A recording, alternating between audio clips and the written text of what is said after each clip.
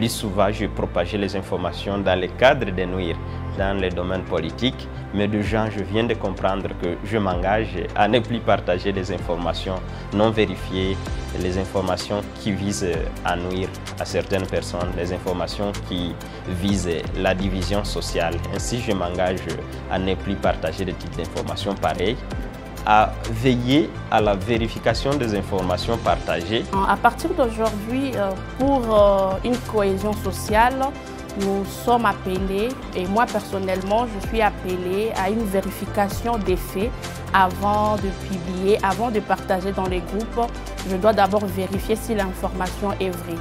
En tout cas, moi, en tant que jeune ambassadeur, je m'engage vraiment d'abord à travailler avec APC, avec nos jeunes, parce que les réseaux sociaux sont plus utilisés par les jeunes universitaires, les jeunes dans les quartiers. Je m'engage vraiment à donner des bonnes informations, à bâtir la paix partout là dans ma communauté et dans ma société. Déjà, moi, je m'engage en tant que Peace Fellow et également en tant que leader communautaire également. Et en tant qu'acteur des paix, nous allons aider beaucoup de jeunes en particulier et la communauté en général pour savoir comment détecter les fausses informations et aussi comment se méfier des informations qui circulent sur les réseaux sociaux, les fake news, et également insister sur les discours de haine qui circulent beaucoup. Des engagements pris par les jeunes Peace Fellows après 4 jours d'échanges enrichissants et d'ateliers pratiques.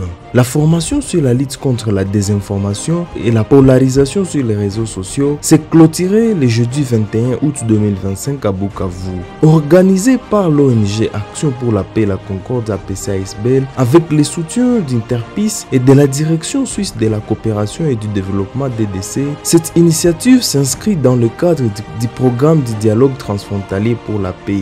Les jeunes Peace Fellows ont renforcé leurs compétences pour identifier, analyser et contrer les contenus polarisants tout en développant des narratifs inclusifs capables de renforcer la cohésion sociale. La dernière journée a été l'occasion pour les participants de concevoir leur propre récit de sensibilisation. Ils ont chacun défini son public cible, formulé des messages positifs, choisi des formats adaptés et planifié des stratégies de diffusion. Chaque récit a été présenté en plénière, suivi d'échanges constructifs et de recommandations. Certains Peace Fellows nous partagent le paix qu'ils ont retenu.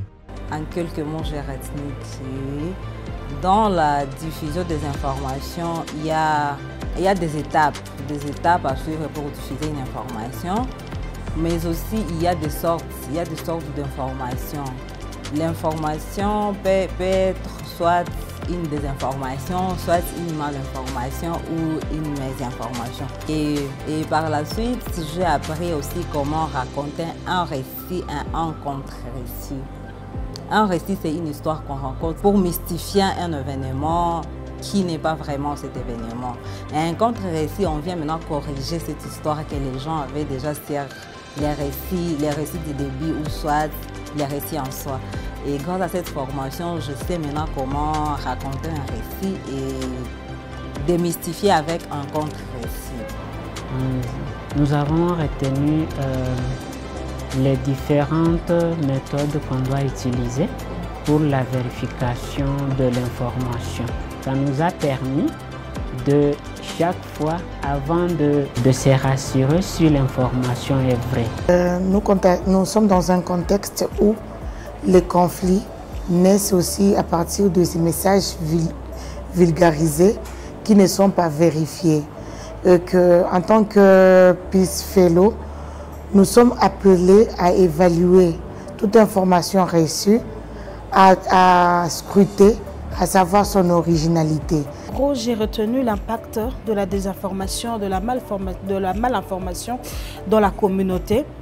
Et j'ai compris que les médias, les réseaux sociaux sont une force pour détruire et une force pour construire selon la manière dont nous l'utilisons. Avec ces acquis, les jeunes acteurs formés attendent désormais jouer un rôle moteur dans la production des contenus responsables et positifs, capables de faire barrage à la désinformation et de construire des ponts entre communautés dans la région des Grands Lacs.